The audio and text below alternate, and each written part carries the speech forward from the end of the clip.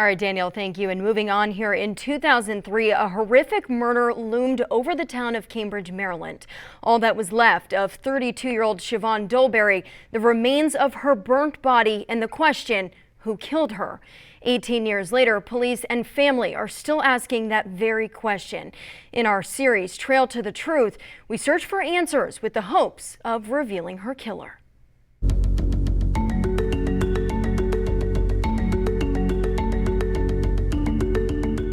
I was on my way going to school and she was trying to flag me down. I told her, I'll catch you when I get out of class, because I was running late. And I never saw her again after that. Aloma Cornish remembers the moment like it was yesterday. A rushed goodbye to her sister that would turn into years of heartbreak. It was the evening of October 17th, 2003, when the phone rang at the Dorchester County Sheriff's Office. Detectives responded to a call in a field off Hanley Road. What they were expecting when arriving was a fire. What they actually saw was something that would stain their memory for a lifetime. One of the county workers found it. At first he thought it was a mannequin because it burned trash there all the time. And then he got close to it when he realized this might be a real body. It was a body, burnt beyond recognition.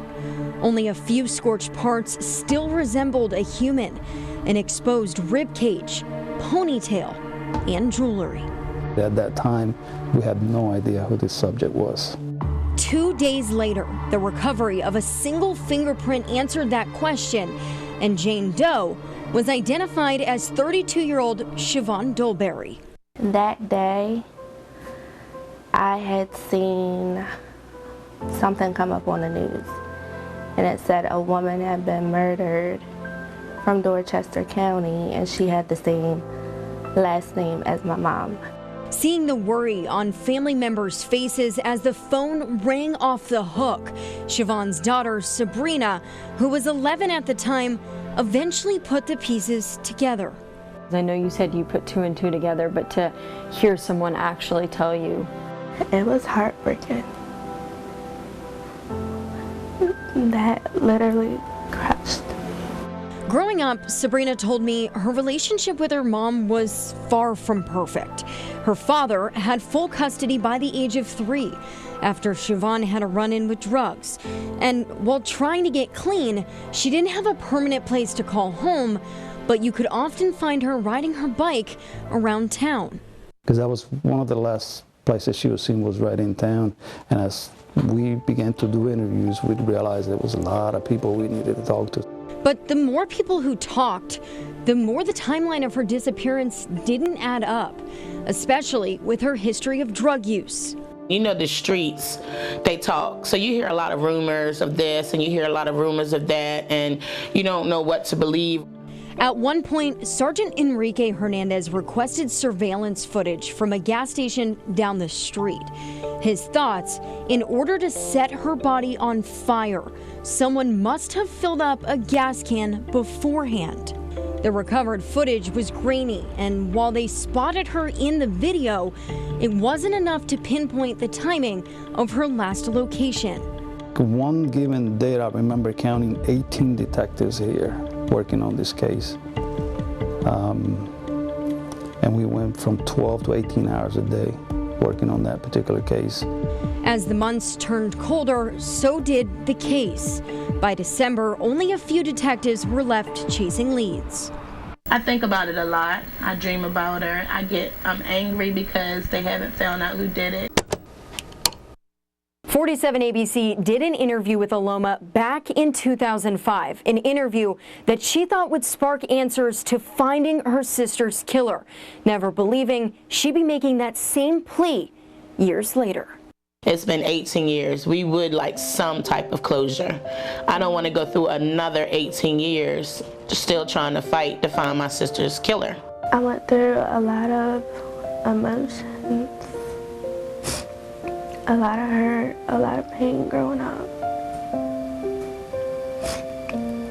at the expense of someone else's decision.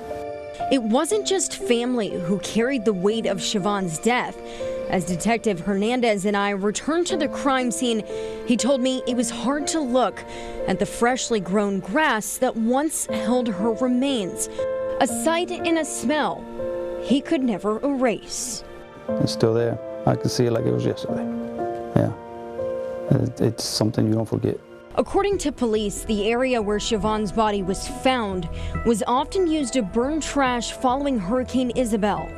It wasn't uncommon to see flames sparking at all hours, so that leaves one question. Did that mean her killer knew it would be the perfect place to get rid of her body? So only a person with knowledge of that at the time, to me, would know to take a body out there to burn it, to try to cover it up. So to me, that's a little suspicious. It's possible that she might have been killed somewhere else and brought there to try to dispose of the body. But those are just ideas in a string of what ifs. I can't even express what I felt not being able to solve that crime that day or at that particular time. But it was something that it's going to haunt me for the rest of my life.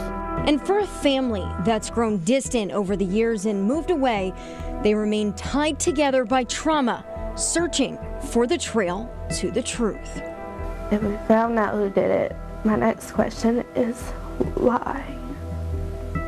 Why? She didn't deserve that. We didn't deserve it. She was brutally killed. She just wasn't killed, she was brutally killed. And I don't think that I'll ever let it go until they have been caught. I'll do everything in my power until my last breath. Now remember, any tip on this case is important, and it's never too late to speak up if you know something about Chovonne's murder. And if you do know anything, you're asked to call the Dorchester County Sheriff's Office. The number on your screen, 410-228-4141.